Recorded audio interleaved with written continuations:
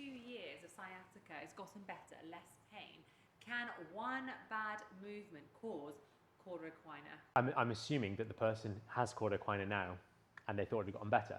And that, again, it's so cool when like I put a comment, like a title to the live, and then like the questions just tie into it so nicely.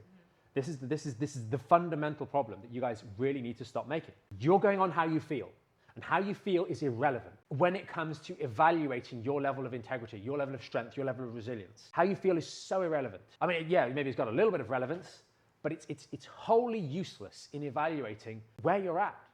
So often, a large proportion of people will be in this category where they have bad pain, they just shrink their life down significantly to the point where they're not doing anything to aggravate it. The body's trying to heal every day. But strengthening is the extension of healing.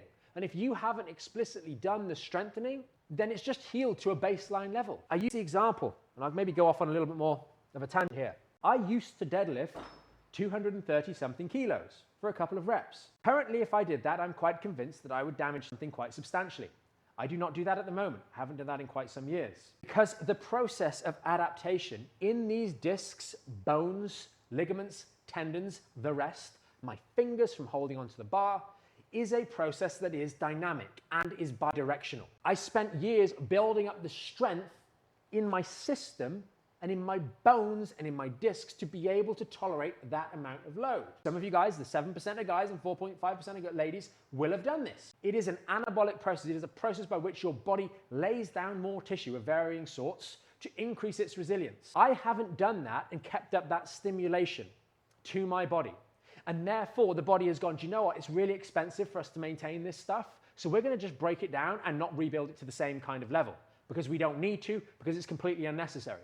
It's why we aren't walking around being able to bench press, 300 kilos, because the body requires the stimulation to tell it it's necessary to build to that level. And when we stop, we shrink away to a level that is being maintained according to the stimulation. So when you have a back injury, not only do you injure L5S1, but if you've had an extended period of not doing very much, the stimulation that you were doing before the injury that was keeping all of this healthy and strong, your hips, the muscles, the tendons of your glutes and hamstrings, which often we get tendonitis associated with this, right? All of those other areas weaken as well.